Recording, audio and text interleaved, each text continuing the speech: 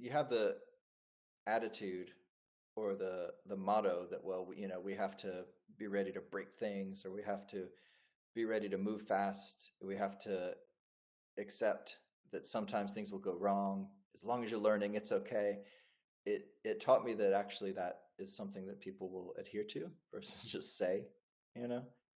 Um, yeah. So I basically, the short version is I've broken things, and it ended up being okay.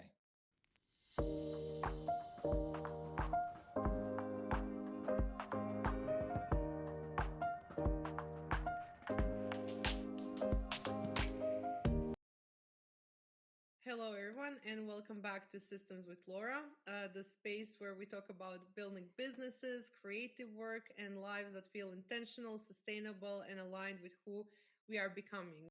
This episode of Systems with Laura is brought to you by Proprium, business workflow and automation agency. If you're building a service based business and you're overwhelmed by operations, automations, or choosing the right tools, this is exactly what Proprium helps with. Proprium builds systems that help you save time, reduce repetitive work, and scale without chaos. Learn more at proprium.agency. And today I'm joined by Brian David Hall, an author.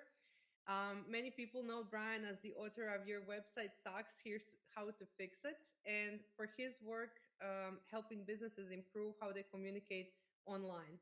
He has run hundreds of websites experiments, identified patterns most of us never slow down enough to notice, and helped companies transform how they convert visitors into customers.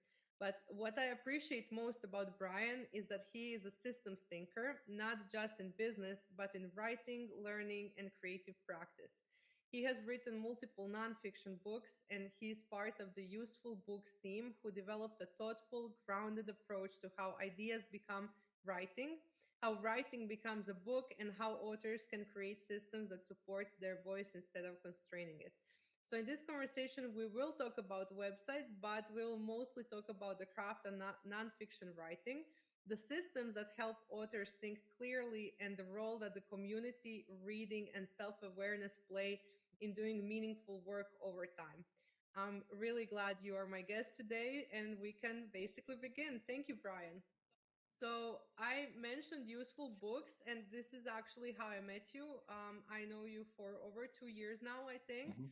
and I do want to emphasize the systems thinker because I really admire that about you. And in all of the activities of the community that we have, I noticed that. So could you, talk a little bit more about your background and give a longer intro about how you became an author and anything that you want to mention in the start. Sure. Yeah. Let me think. And if I'm going to claim credit for being a systems thinker, which I think of as a very kind compliment, thank you. I'll go as far back as college, I guess. So I studied math in undergrad, and maybe that's part of it. The drive to break everything down into little reductionist boxes and fit everything together in models, which doesn't always work, but it's a nice diversion. So I did that. And then I was a teacher for a long time, years and years of teaching, mostly overseas. I live in the United States, but I was a teacher in Spain, in South Korea, and then came back to the US. And a teacher is a hard job to make a living at here in the US. And so I switched to do computer stuff, basically. It was just the choice of, well, I know I can make money in this field. So I went and studied computer science. I started coding for a living. I started doing website experiments sort of randomly. That is just the job that I landed out of school. And then I got into the strategy of website experiments and did that for a while. And the whole time, I still was a teacher at heart, or wanted to be a teacher. So during what I now think of as kind of the zero interest rate era of the 2010s, when there's a lot of money sloshing along all around in the digital economy, I thought, well, hey, I can be an online teacher. And so I made some online courses, found they were really hard to promote. There's a lot more hype than actual sustainable business opportunities in that space, in my opinion, my experience. And I got interested in books after I read Write Useful Books by Rob Fitzpatrick, who is also on the team at Useful Books. And I thought the main thing there was, if you want to teach somebody, and you have an online course and it costs, $300, $1,000. This is the typical price point for these products. You're asking someone to part with a lot of money.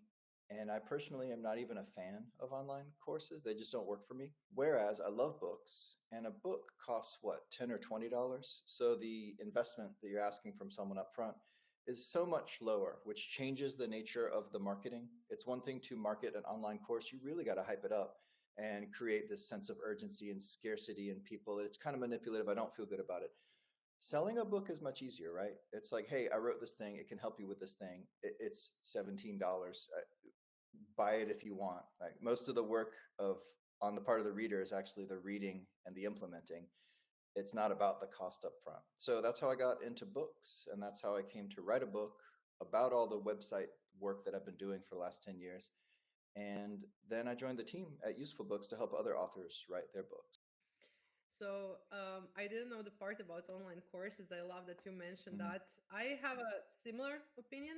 I feel that I bought a lot of online courses. I'm not gonna lie, over the last 10 years, and like 1 in 10 are really good. Mm-hmm. That I could say I recommend this. This was worth of my money. It made sense for me to take it. I just feel that it was a few years, I think, that it was a trend, and now it's more of a, do it if you have something that you keep repeating to your customers, and you just want to stop, replicating that in one-on-ones. I think those are the most useful courses. You see the basics, and then you purchase coaching with somebody, and you go with a more personalized approach, or a program, or a community. I see them more like an entry level thing now than I do as, here's all the knowledge I have, and you can learn it at your pace, and apply it. What do you think about that? Yeah, I think that's true. And I think it depends on the student too, because I don't want to speak too harshly. At Useful Books, we have an online course that I think is honestly excellent. It is for you if you are the kind of person who would prefer to do an online course. And those people are out there, and I'm just not one of them. So it's a way to Yep. go deeper and get into more examples and details and nuance and edge cases than you could in a blog post or something, which is my personal preferred way to learn. I'd rather just read, but there are Yeah. limitations. So for me to be someone who was going to try to create them for a living was maybe never a great idea, because I don't have that connection or empathy for the learner in that context. I was just kind of doing it because I thought that's what you did. So Yeah. trying to be a little more thoughtful these days.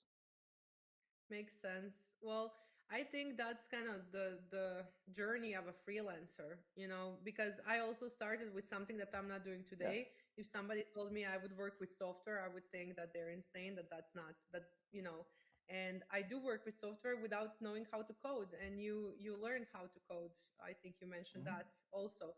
So there's so many like things that you tried and started, and I think that's what gives the wealth of knowledge that you can actually write a useful book.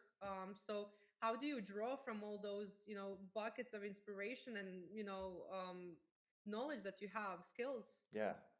First off, just want to say let's spend as much time as possible talking about failures. I think that's a great topic. I have plenty to, so Yeah. I will try to draw from as many of those as I can.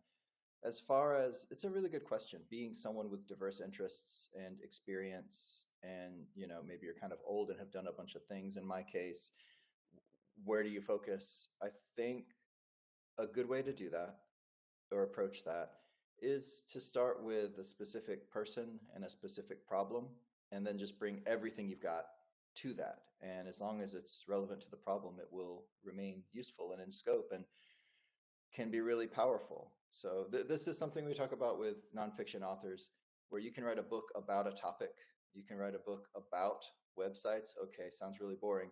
Or you can try to get really targeted about a specific problem that people have related to that. And the more specific you are, the more aware you are of who your reader is and what's their current situation and what are they familiar with and what are they struggling with, the more it's appropriate, rather than confusing or whatever, to bring in topics from outside of the immediate domain that you're talking about. Yeah. I think that if we're gonna start with failures, I think one of the first things that people make a mistake is they, for example, I started writing my book as if I'm writing to myself as the audience, if that makes Hmm. sense. And I was stuck, um, not stuck anymore that much, but like I was stuck over 2 years because that's not what the goal was. I already know what I know. I'm not the audience. I maybe the earlier version of me is the audience, but I feel like I was trying to kind of do that as something to, put my thoughts on paper, and then you can see that it's not going anywhere, and you're stuck and you're Hmm. stuck and you're stuck. And then I figured out, especially when I was talking to you a few times, that how to approach it, then I figured out what I'm doing. So what do you see in other people who are just starting to write as mistakes, or yourself Yeah, even? I can talk about myself to start. So I wrote and published the first book, and that went more or less according to plan. So I was able to find beta readers while it was in development that helped drive the revisions and helped convince me that, hey, yes, people find this useful. It's worth continuing on the project, which is really the question. That's maybe the hardest part, because writing a book is going to take a long time and a lot of effort, no matter what. If you can keep your motivation up, then you can get the thing done, and otherwise you will abandon it. So I have two books right now that I wouldn't call fully abandoned, but they are both a case of the motivation sort of evaporated for me. And it was in both cases, it was because I couldn't find that strong demand signal from outside. So I wrote the draft of each one pretty quickly, and they're both quite short. And it was more or less writing for past me, writing from my own experience. And like that's a fine way to get something down on paper that you can get feedback on, which is what I did. And in one case, I found that people actually really liked it. So I wrote a book about finding clients as a freelancer, and that's a bit vague. I wanted to go more specific. So I thought, well, this is about somebody who's just getting started, finding your first few clients. But I got it in front of a few people who read it, liked it, but did not find clients as a direct result of reading the book. And so that is kind of just a project that's parked right now. It's like, well, I need to figure out whether what I wrote just doesn't work for other people, whether they failed to implement it, and can I make it easier to implement it by changing the book, um, or what, basically. Maybe I just need more people to try it. So I've stopped with that. And I don't know if there's a mistake there. I guess the mistake, honestly, would have been to keep writing the thing and publish it, and then now you have to market this book that doesn't work.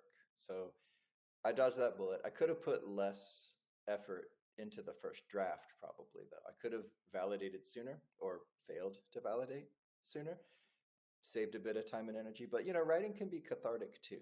So it's okay to just go crank out a draft if you have it in you. I wouldn't fault you for that, as long as you're open to throwing it away if it's not helping people. I would challenge that, because doesn't mean that it's not, I would assume that's a low number, less than 10 that read it. Yeah, on the order of 10 to 20. Yeah. Statistically, I think that you need at least 100 to try. I would personally say I would want to read that, because that's a big struggle. Mhm. And I know how it was, for me when I started in 2018. That wasn't It wasn't that normal to have all of the things that you have now as resources as a freelancer, if that makes sense. And I would assume when you were starting out, it was even worse, because I remember, if I'm correct, Upwork appeared like in 2012. It was called Mhm. Odesk still. Yeah. So I would assume 2010 was horrible for freelancers. Where would you find clients? There were no marketplaces and stuff like that. So I really think that's something that people struggle with, especially now that so many people are self-employed. I would definitely read that. So if you need another Mhm. tester, please send me the Okay, copy. so uh, two things. This is great. uh, Number one, yes, I'll send you yeah. the link, and it's live on Help This Book, which is our beta reading platform. So we can put the link in the show notes if you're amenable. Why not? Um, and number two, here's the real failure there, actually. So thank you. You got me to it. It's the failure to choose a topic that I really want to do marketing about. Like, to be clear, I'm here on your podcast. I'm excited to talk to you. I didn't come here to plug this book because I'm not that excited to do marketing for that book. I'm not sure exactly what it is, but I know I look inside me and I'm like, I don't want to go on 50 podcasts talking about finding clients as a freelancer. I'm not sure. Maybe I think there's a lot of smart people who've already said a lot of smart things about it. Um, I can't really tell you what it is, but I wrote this thing to get it out and in hopes it would be helpful. And then when it comes time to put it in front of people, I kind of fell down. And so I would say, I don't know if other authors make this mistake or if it's really just me, but a mistake you can make is to write a book on a topic that you know a lot about, that you're sick of talking about. You do have to market your book, not forever, but for a while. You will have to go do the work of talking to people, writing articles, doing podcasts, etc., to make sure that people know your book exists. And if that sounds just terrible to you, pick another topic. I think that's a great advice for start, because I don't have books that I have shelved like that. I have projects. Mm-hmm. From the last 8 years, I wanted to create, like, from marketplaces to communities to, there are so many. I'm even ashamed to say that I have like 20 plus domains, just parked Oh, you're not because alone. I right, you get an idea and then you're like, is the .com one available, let's buy it, and then it just like stays for years. So I think that's normal, and I do feel that, when we collect those, they are maybe basically like preparing us for what's actually going to be the Yeah. thing, right? Because this could be one layer of something else that comes up in your mind this year, next year, and then it's going to make sense why that was even in your mind, and why you even started that. So what's the second one about? Now that we are Yeah. discussing the titles and the topics. The second one, it's about feelings. It's Mm-hmm. specifically about how to get in touch with your emotions as a man.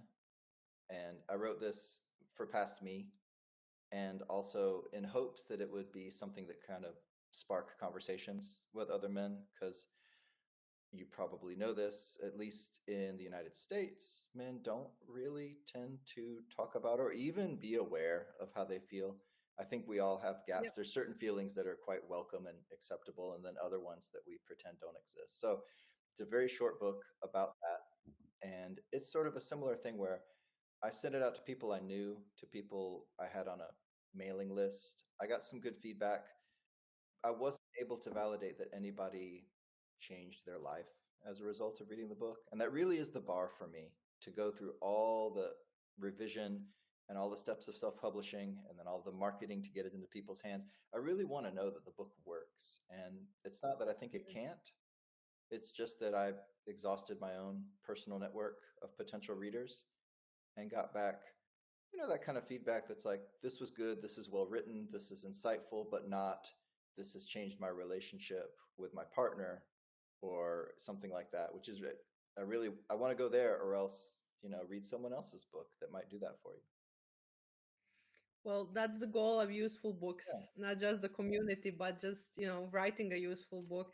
I think that's a very necessary topic, because it's the same in Europe. I don't think that men get enough of, mental health, not help, not education, not those words, but more of a, I don't think that male friendships foster that, necessarily right now, in 2025, like the female friendships do. Because I know how I can call my best friend and I can talk about anything, and I've noticed that men around me don't have that. They're gonna, watch a football game together or something, but they're not gonna just like discuss emotional, situations and stuff like that. So I do think that that's necessary, and I hope that you revisit both of those, even if they're just a chapter in another book, if that makes sense. I think you have great ideas. So I do think that those ideas do come from systems, because the website book that you did publish, has, if I'm not mistaken, 30 concrete Mm-hmm. points basically. So that sounds very structured, that sounds very tested, I would even say. And I would say that analyzing a website takes a lot of strategic mind, a lot of thinking, a lot of planning. It's not just, is this, correct related to design, or is this good to be here, or should you add this or that. It's more of understanding somebody's business in general, understanding where they want to go, what their goal is, and how they show that to the world. So I would think that that's even um, a topic that goes beyond just that book. I think it's visible in all of your work, in these other drafts, in everything that you do in the community. So, how did you come up with that? And how did you approach it when you were writing it? How did you structure it? Let's get into the system stuff. So if you're listening to this and you're thinking about writing a book, I'll outline some things that have worked for me, and I can outline some things that have worked for other people in the community. The meta system that I think you need is you need to try these systems out and see if they work for you, because there's not a one size fits all answer. But let me just talk about how I wrote that book. I had been writing about website stuff ever since I started consulting about it. That was sort of a practice, just blogging. And there was a time when I talked about it on social media as a way to get in front of potential clients and to demonstrate, hey, I actually think about this stuff and I have some expertise. So I'd written about it for a long time, but I finally, when I decided I wanted to write a book, I thought, well, why don't I write a book about something I know about so that I will actually get it done in less than 10 years? And so I picked that topic as the one that made the most sense. And then I struggled to find a voice, or I had struggled in the past to find a voice, because I'll be honest with you, I think this stuff is kind of boring. I find it interesting most of the time, but I've been deep in it for a long time. I think the average person, if you want to talk to them about website analytics, their eyes roll into the back of their heads. And so I hit upon this voice that after years of consulting, after years of telling people, your your website has this problem, you need to fix it, and them not wanting to listen because they paid a lot of money for that widget that's blocking the screen when you go to their website, and it's annoying you, and I know it's annoying you, and I'm trying to get them to take it off, and they won't take it off. Right after years of this experience, I landed upon this kind of author voice that was kind of stern and scolding almost, hence the title of the book, Your Website Sucks. And I started just writing a weekly newsletter about it. And so this is the system, maybe, is deciding your topic, deciding a bit about your voice. We can talk more about that later. That's really important and can be a big challenge. And ideally thinking about who your customer is. So my customer was people who have an online business that can't afford my consulting services. So like solopreneurs, small businesses who aren't going to pay thousands of dollars a month to have some dude show up on a Zoom call and tell you what your analytics are saying. And so once you're clear on that, you need a system for getting the writing done. And so there's a couple things I used. One was the newsletter, which had me on the hook for a new article every week. And those articles became the chapters. And then the other thing was writing accountability groups, which we run in the community, but anyone can run one. And it's just an hour-long session where people check in at the beginning. Hi, what are you working on? And then you go heads down and write during the call silently. And then at the end, you check in again. How did it go? So I wrote the whole 80% of the book in these weekly sessions, just these writing accountability groups, because I was working. I didn't have a ton of time. Toward the end, I got into the practice of writing in the first hour of every morning, which is another really good system. And that was how I kind of got it over the finish line. It's amazing how much work there is in the final phase of a book that you feel like you've already written. It's shocking every time.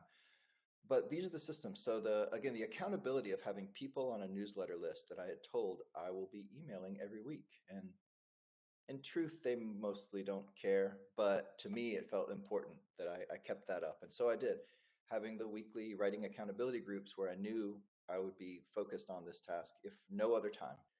And I guess those are the main systems that I tried. And then also, again, building into rituals in your life, if you can, if you have the luxury of, I'm going to write every morning before I pick up my phone. Do that for a while and you will have something to work with. So that's how I started and got it going. I have to ask, and I wouldn't be me if I didn't ask, which software did you use? Oh man, we could talk about this for hours and hours. Yeah, I've used all kinds of things, and being I guess, a developer and a bit of an old curmudgeon, I have, after trying everything, Rome Research and Obsidian, which Obsidian is great. I finally landed on I just write in plain text files using a text editor called Vim, which was developed, I think, in the early 1980s.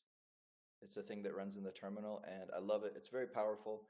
It's hard to learn, but this is not an endorsement, I guess. If you're not a developer, you don't need to learn Vim. But that's what I use. And what's nice about that is it's free, it's open source. There are really powerful tools to work with plain text that have been around for 40, 50 years now that just work. So when you think about if you're using a fancy editor that you bought or is a SaaS subscription or something, you need them to add a feature for you to be able to do certain things with your text. And if it's just a text file on your computer, you already have all the tools to do that stuff. You do have to learn to use them. And that's kind of a pain, I guess. But I don't know, actually. I could be coming around on this, even if you're not a developer. Basic Linux tools for text manipulation.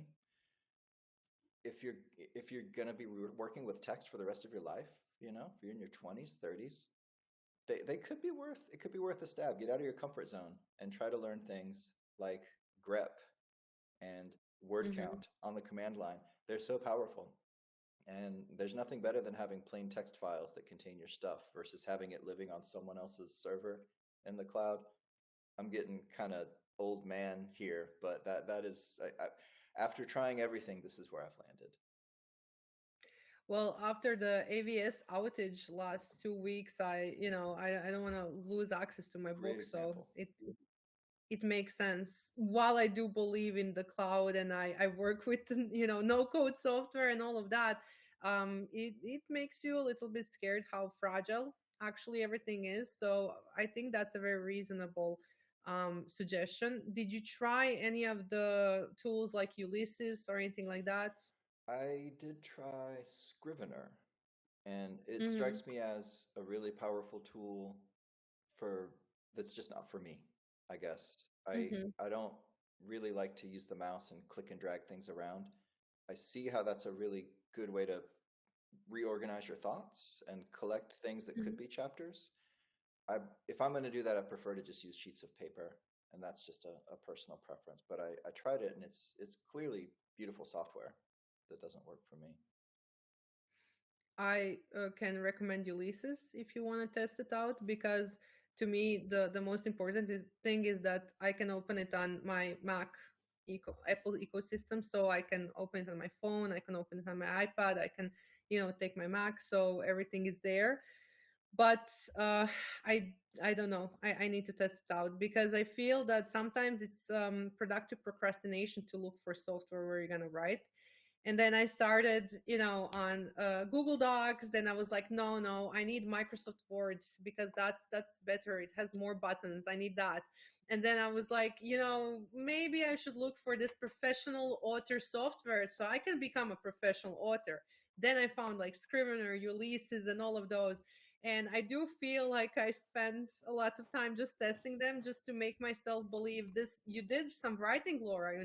You chose a software, then you entered a paragraph. Like, wow, and then I don't have a book. So I think that's one of the things where people kind of can catch themselves and be like, maybe I should just like take, like you said, plain paper.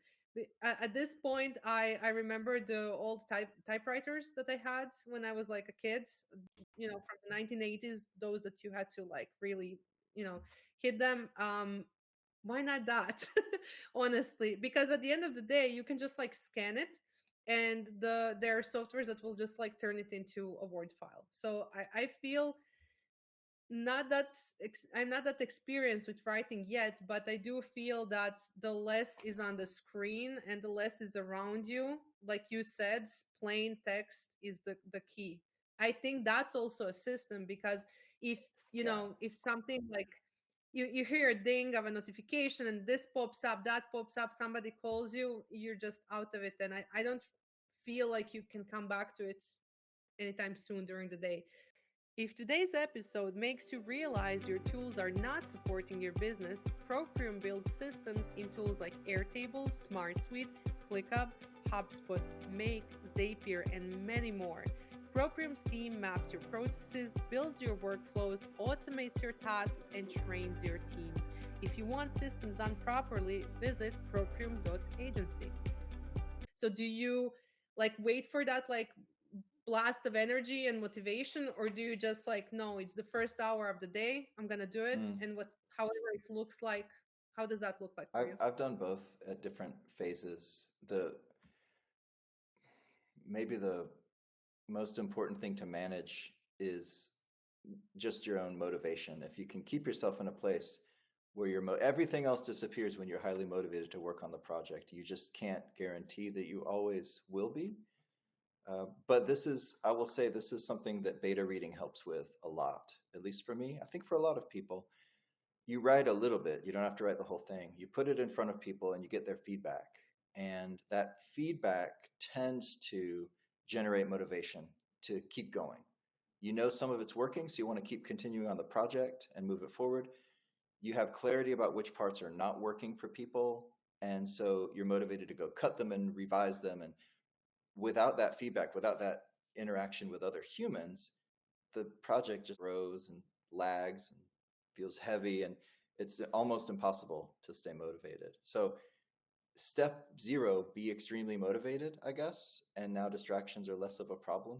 But like that said, oh my gosh, I put all kinds of energy and experimentation and various systems into place to try to manage distractions. We could also talk about this for hours. Honestly, Yes, so a couple tell things. me at least a part of it. Yeah, Yeah. yeah. And beyond just writing, right? It just everything. So writing in a plain text editor like I do is, yes, it does achieve that. It is a black screen with monospace font and there's nothing else there. And that helps for sure, I think, versus having Google Docs open where there's a little sidebar and tabs and notifications, and they want to give you AI suggestions, and I can't work in that environment. The other things, I guess, well, so the phone. I'm this weird guy that I have a alternate version of Android operating system installed on my phone that is privacy centric and limits or makes it harder to just have the default phone experience of a ping every 30 seconds or whatever. I don't have social media apps on my phone. So I've taken a lot of care to reducing what I even do, where I have accounts, what's installed on my phone, what's installed on my computer, to create a starting place of an environment that is a little less intrusive.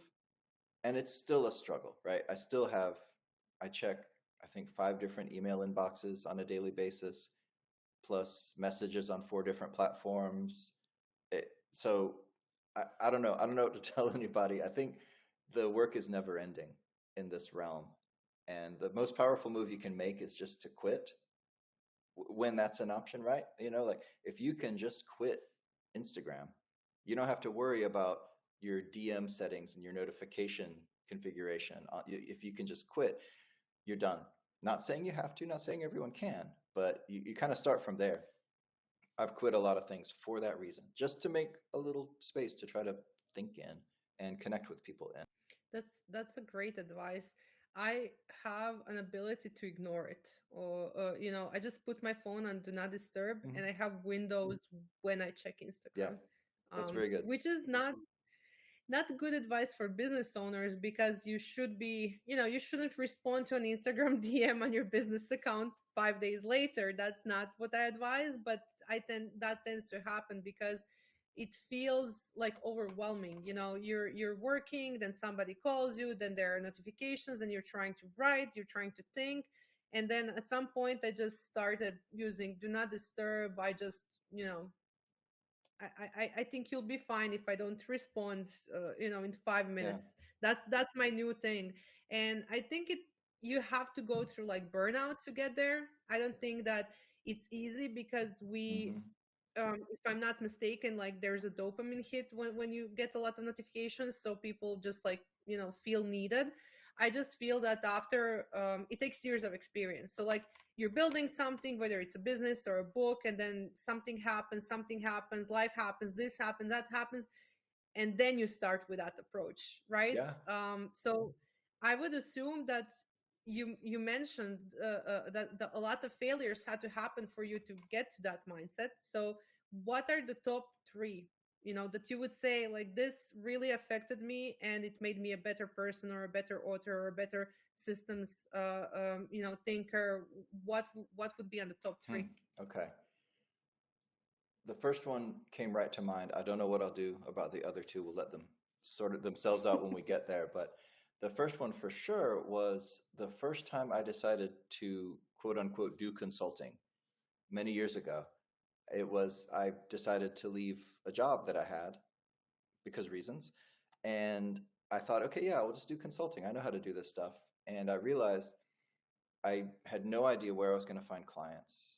I didn't really have much of a professional net. My professional network was all like educators and former students. I had been working in this field for a while, but I hadn't really made the effort to connect with people outside of just that work environment, whether with clients or coworkers.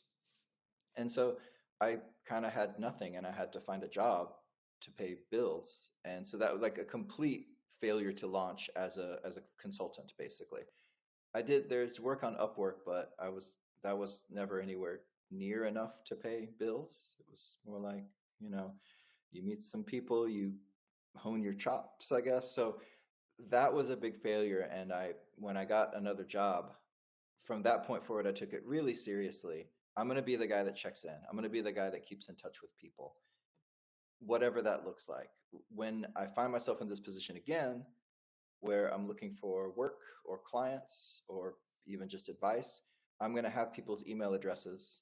And it's not going to be like, hey, been 6 years since we talked, but I need a job. It's going to be, hey, how you been since we last spoke, etc. So that was a failure. Just the to be so focused on work and trying to develop my skills and expertise that I forgot about, okay, but people, you need friends, connections, supporters. Yeah, that was the first failure that comes to mind. I think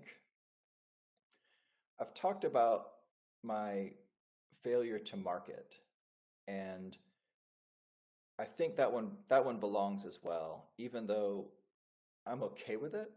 It's something that led to increased self-knowledge. So I wrote this book about websites, and I went through all the beta reading, and I had the newsletter, and I launched, and I sold some copies, and I ran some Amazon ads, which for a while were break even for me, which is really nice. You don't sell thousands of copies with Amazon ads, but 20, 30 copies a month, like that, adds up over time, because the presumption is people will like the book and they'll recommend it to others.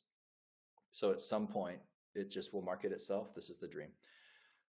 I booked a podcast or two to talk about the book, and I found that I was just so bored with, like, I just didn't want to talk about it. I don't know what to say. Read the book, kind of, which is not a very healthy attitude towards marketing. And so that failure helped me realize, okay, I need to think about, I can't just write a book because I want to write about it. I need to write a book that I want to talk about too. And so at the same time, my intention with that book was always just to finish it. I figured, well, I need to see this process start to finish. I know this topic, so I won't be slowed down by research or obsessing over details. I can get the book written. And so in that sense, it's a success. But realistically, it would have been nice to write a book that I was really excited to go blab about for a year. Would have gotten to more people. So there's a failure. Let me think what else. Third failure. I mean, I'm sure there's plenty. I guess. So I was a front-end developer for an experimentation team. And what that means is, this is where all the stuff in my book comes from. When you go to someone's website, if it's a big enough company, you're not seeing the only version of the website that exists. They're like splitting traffic off, and some people see this headline and other people see this headline, or they swap out the images, or the buttons are different, etc. And they're measuring which group of people signs up at a higher rate or purchases more stuff or whatever. And so the way you actually achieve that is you write JavaScript that runs in the browser to change the stuff up on the page for certain people, a random allotment. And so that was my job for a long time, just to write that code. And I definitely at one point thought that I left an experiment in draft state, but it was actually live. And I was in the process of just early debugging this experiment. It was not complete, it was not ready, and it actually had an alert box that popped up on the screen. You know, the old school browser alerts that just is a little gray box in the center of the screen? It was one of those that just said, you know, like foo or something like that.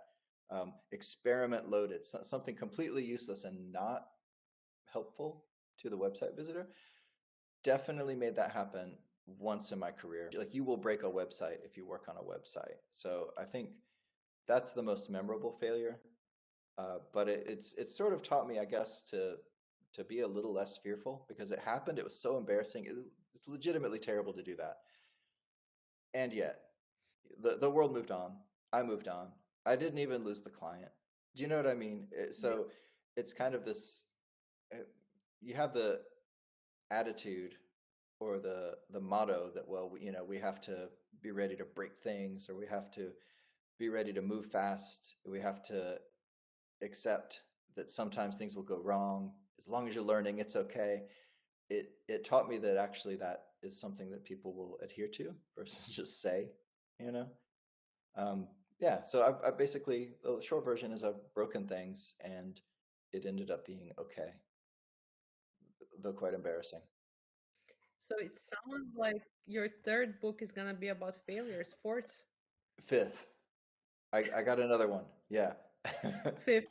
We I need to know Yeah. about that one. Also, we'll go back to that. But you seem very passionate when you talk about that. So maybe think about the failures for a topic, because I think that's something that in today's world it's very rare to talk about. And for example, when you do open like Yeah. Instagram, LinkedIn, whatever, people are like, won this award, did that, did this, went here, went there. And I, for one, want to hear about those. For example, I told you before the recording in the messages, I literally deleted my own podcast 2 weeks ago, for example. And nothing bad happened. The world didn't stop. We made it a learning moment in our team. Everybody laughed. I made a LinkedIn post about it. That's one of my best performing posts, and I thought it would be funny to just like start dramatically with like, today I deleted my podcast because why would I do that? And then it turned out to be that I just didn't use my brain because I was deleting an account. And usually when a YouTube channel is connected to that account, that also goes away. Now I know. It does not, transfer to another manager of the account. It just like it disappears. So yeah, I think those are really interesting topics, especially the one about the website. And I Yeah. remember those like gray, ugly pop-ups that existed. So I think that was pretty scary because you didn't know if you're gonna lose your client or your job, basically, and then nothing happened. I really think that those are worth stories. Does something else come to your mind? Just more failures. We'll use this as the transcript of this podcast will be used as the preparation for a next book. Please tell me more. Yeah, sure. Let's go to a different domain.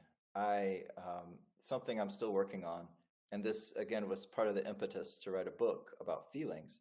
For most of my life, I I was not aware of the emotion of disgust, Mm, because I would say it was something that was expressed quite a lot growing up. Disgust as in, like judgment or mockery of the out group, right? mm-hmm, I don't mean like, oh, the cat threw up on the rug. I mean the human social aspect of it was mm-hmm, something that I might say I was so steeped in that I didn't even realize it was a thing. Didn't realize that's actually a feeling that exists in your body that serves a psychoevolutionary purpose.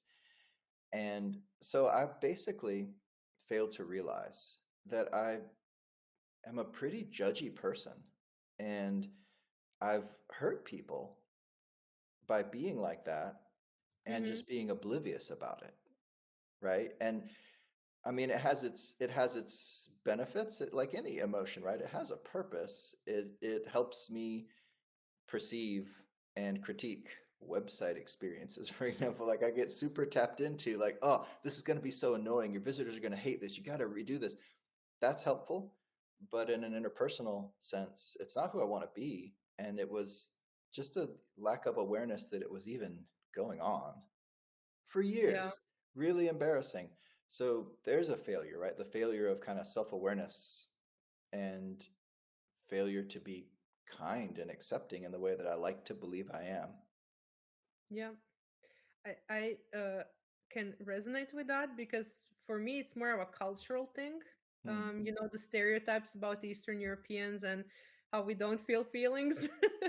So thanks to my like international experience and work with you know, students from abroad when I was studying, I was in this global NGO, ISEC, and all of that, and I realized that things that I think are my character are more cultural or nurture from family, just like you mentioned. Yeah, yeah. And it took me seeing other cultures basically to realize, well, this is not my character trait. This is something I learned. And that's how I started my own, you know, journey of realizing that it's not that usual that you're gonna smile, you know. So for example, I'm talking to you, I'm smiling. It's more of a I learned that. It's I learned how to kind of um, be relaxed enough in a conversation with people to be able to show a smile, to be able to show more emotion, which I noticed, and this could be just my, you know, observation, that Americans do a lot more. It's more of a pleasant conversation where you know, talk about weather and that, and I wasn't used to that. So was it like nurture or was it like cultural for you when you started digging into it? Surely a little bit of both. I've probably spent more time digging into the nurture and just thinking Mm-hmm. about just household dynamic as a kid. Where did I first see this kind of thing? But it's also absolutely cultural. Like, disgust is such a powerful political tool, I guess. So we're quite surrounded by it. The judgment of the outgroup is how people make entire political careers. And I think if you open up a social media app and scroll very slowly and just try to tag each post with what's the feeling this is meant to provoke Yeah. in me, so much of it is disgust or outrage or judgment. So it's definitely both.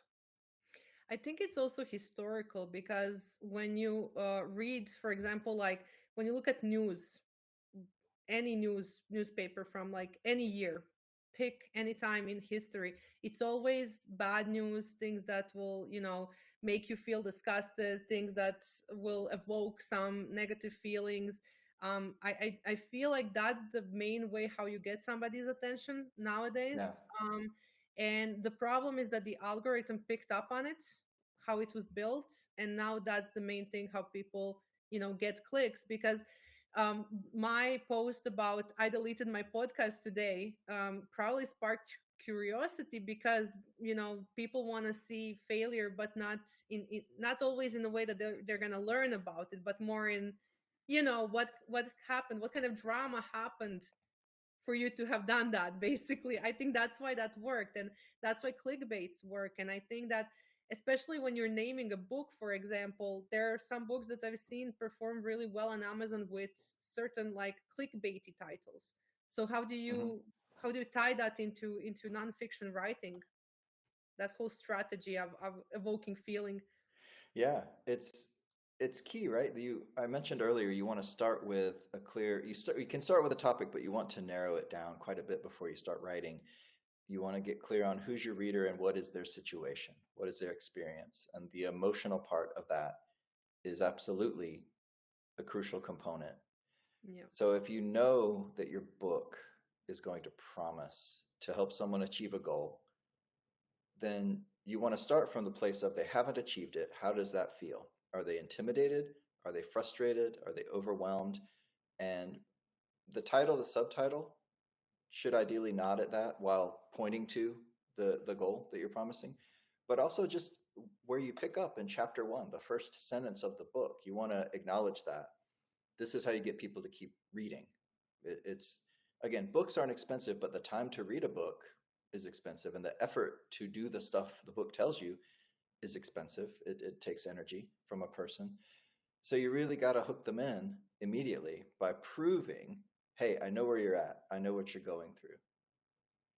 So even if you do a little bit of a clickbaity title that puts you in that sort of feeling, you have to immediately, well, you should immediately kind of like show there is like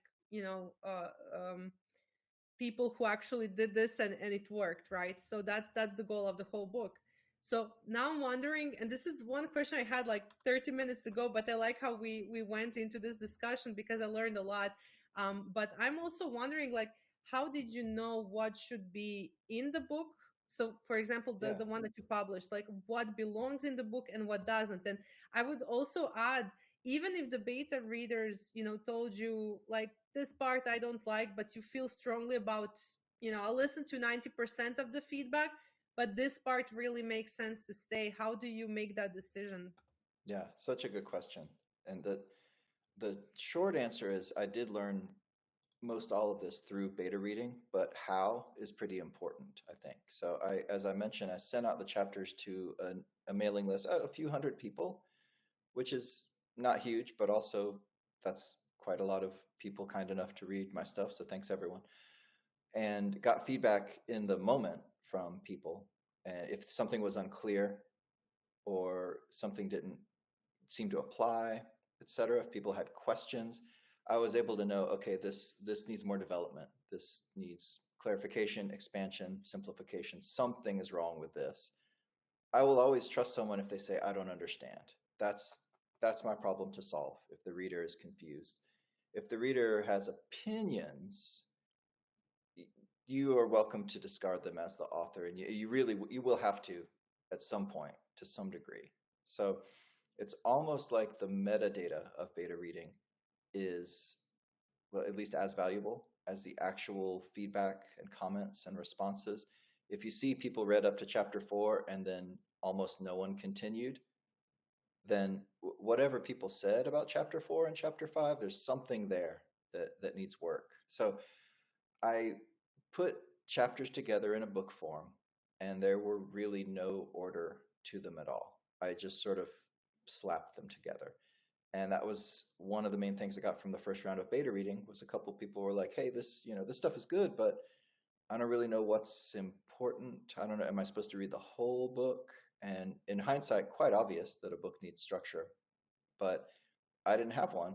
And so that's how I landed at, okay, you know what, actually, what's the kindest thing I can do for the reader is start with the most important stuff and literally rank it to slightly less important, slightly less, to the point where if you never read the last chapter, that's fine with me. If you've read everything up to that point and followed the instructions, you're in a good place. So I did that and then just broke it into two categories in order to facilitate, well, there's important stuff over here with the actual content on the website. There's important stuff with the user experience on the website. And that came directly from beta reader comments. Some of the other things were I just could see chapters that had really low engagement. And I used my own judgment to say, you know what, actually, that doesn't matter. Doesn't need to be in the book. The goal is not to write the longest book possible. The goal, if anything, is to write the shortest book that does the job. So that's a couple of the ways that I decided what was in, what was out, what order it went in, and how to frame it based on interactions with early readers.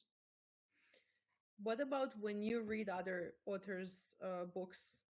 When you're the beta reader, how Mm. what are the red flags like that you see that are common theme? Yeah, such a good question. If nothing else from this conversation gets out into the broader world, let this point be made. You don't need to dump a bunch of theory on your readers at the beginning. And I get it because you know the theory and you know the theory is important and you're maybe even really good at explaining it better than anyone explained it to you. I get it. Don't do it. Don't do it. You lose people. It's too much too soon, and people pick up your book because they are trying to solve a problem or achieve a goal. So you've got to give them some of that as early as possible. And you can probably cut a lot of the theory where it's needed. You can sprinkle it in throughout the book, but that is probably the number one problem. And the good news about that is it's a pretty easy fix too. If you wrote your book, your first draft, and it happens to start off with 3 chapters of theory, and you get it to beta readers, and no one makes it past chapter 2, you, that's not a full revision. You just rewrite the intro and put it in front of some more people, and that is probably the single most impactful improvement you will make during the entire course of revising your book. So, congratulations. That's actually a great thing to suggest. What else did you notice? So, like, you know, the beta reading is one thing that makes sense fully because you see that you get a signal. But what about when you're in the group? So, like, you run a few of the accountability groups. Did you notice who stays, who leaves, what are red flags? Do people just, disappear because of imposter syndrome? How long does it take them on average to write a book? Do they come back? Like, Yeah, what's the psychology that you noticed as an observer? Because when you do run a group like that, you can see the patterns. So what are the patterns you noticed so far? great question. Yeah, Asking and for a friend, not as, I'm attending most clearly, of them, but like I don't know. yeah. Yeah. No, in the same way that you've encouraged me on my book that is currently stalled, I don't think that walking away means you're done. I think maybe usually it just means you need some time to process. You have other priorities. I've seen authors go away and come back, and when they come back, they're more focused, they're more motivated, and they get the thing done. So no judgment when someone is really excited out of the gate and then loses that steam and then they sort of fall away. I don't assume that they've failed or didn't have what it takes or something. It's usually not the case. But we should talk for sure about imposter syndrome. And I mentioned Yeah. this earlier, author voice. The two are Yes. pretty tied together. The basic failure mode here for a would-be author is, who am I to write this book? Right? Why should people listen to me? You can tell yourself a story that there are already a bunch of books on this topic and some of them are really huge. And you can tell yourself the story that there are way more credentialed people, more experienced. They have a degree in this, they have coached more people than me, whatever.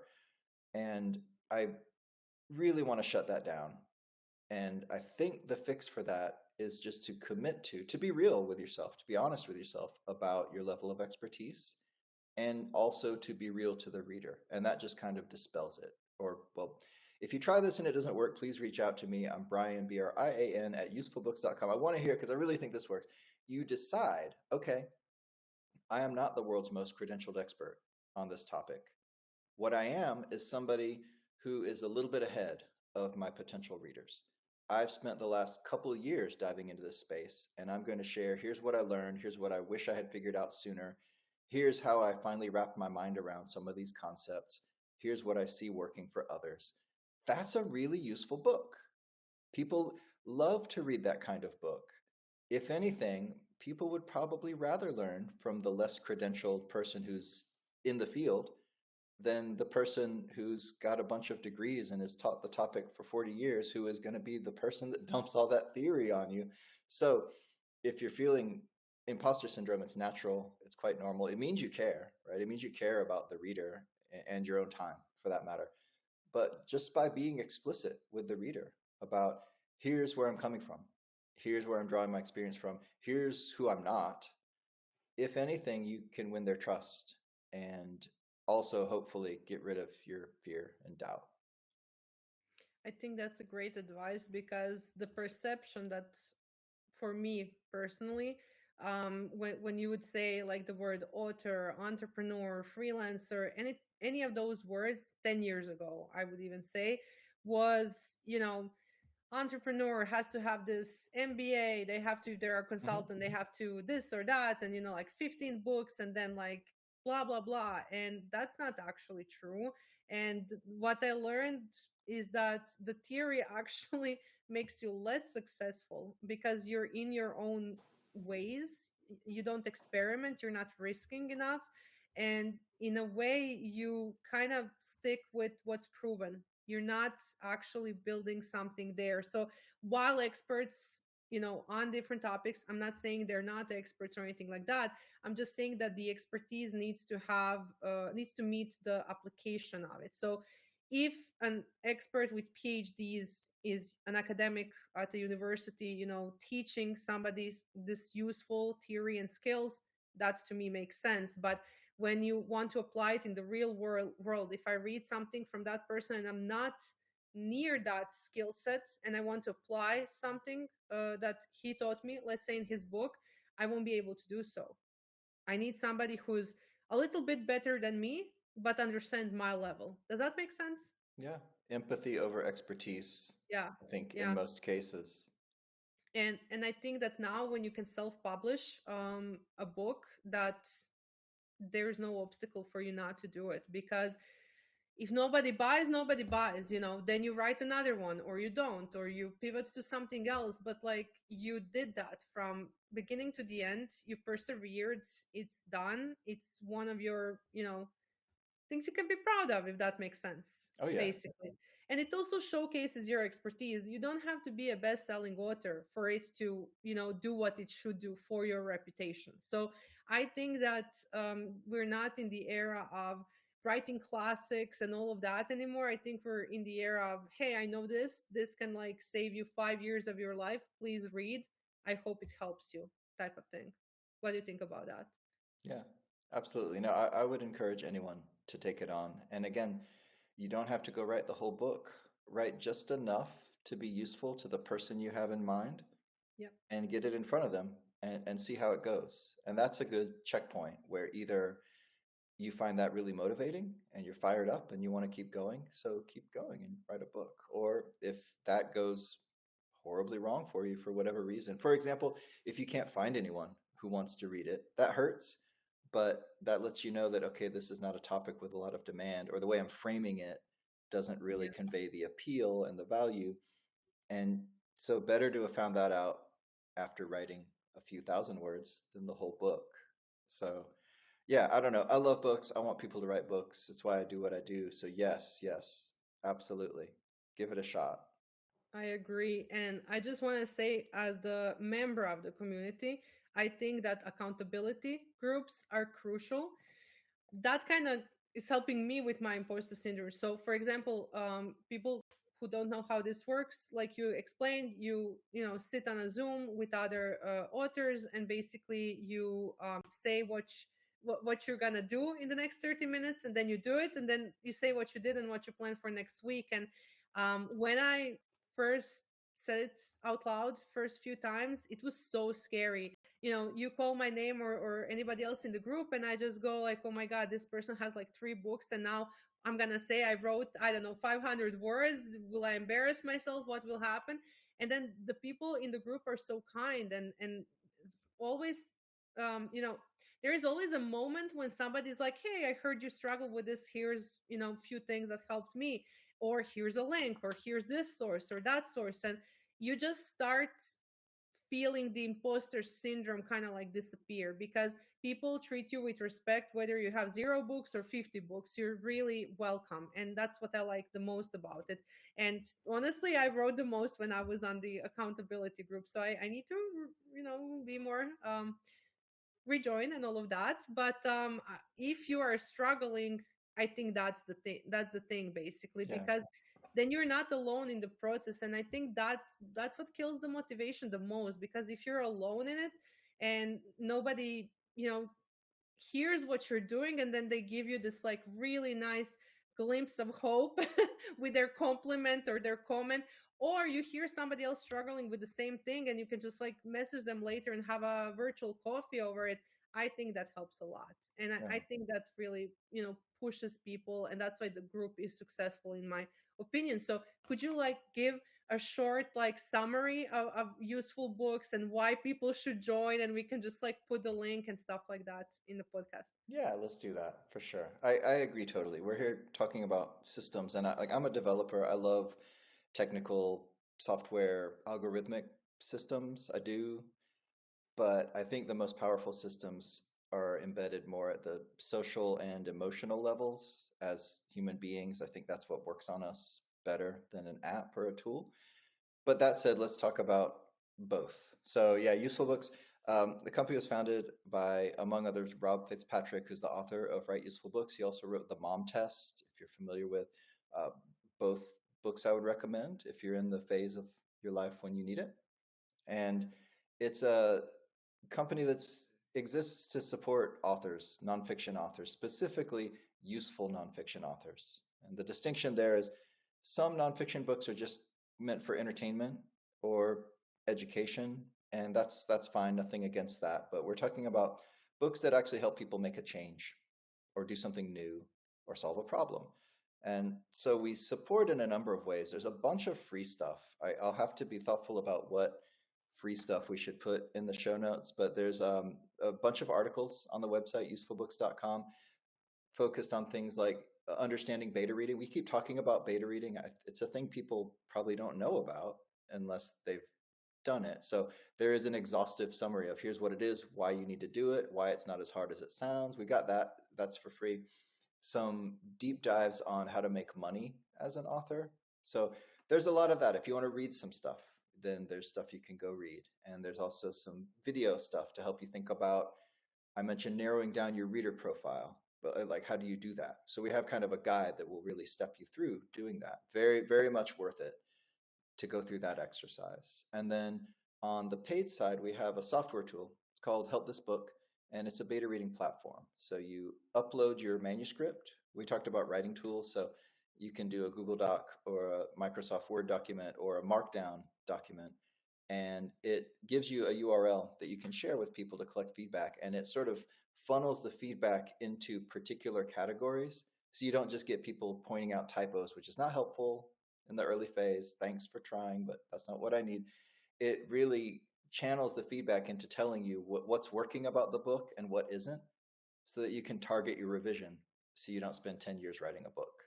And so that's the product that we have. And then attached to that product, there's the community, which is a forum where people can ask questions. There's been a lot of really good discussions about the nuances and intricacies of just Amazon stuff. Alas, this is the world we live in, and people are wondering about the settings when they upload their first book, questions about marketing strategy once you've written your book, questions about what to do with beta reader feedback. So there's a place for authors to come together and support each other in that. And then there's, as you mentioned, the accountability groups a week, and it's just that format. And what it does, I guess, is it blocks off your calendar. So you know at this time, at this hour, that's book time. And then it gets you in front of other people with just that light accountability, right? Nobody's going to come to your house and yell at you if you don't work on your book. But also, like, nobody would need to, because it just mostly works. You say to a group of people, even strangers, okay, I'm going to revise my second chapter.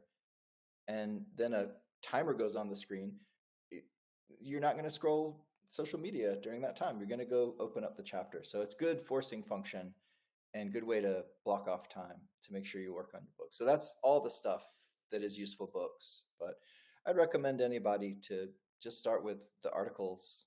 And I think I'll highlight two. I'll ask you to share two, Laura, if you would.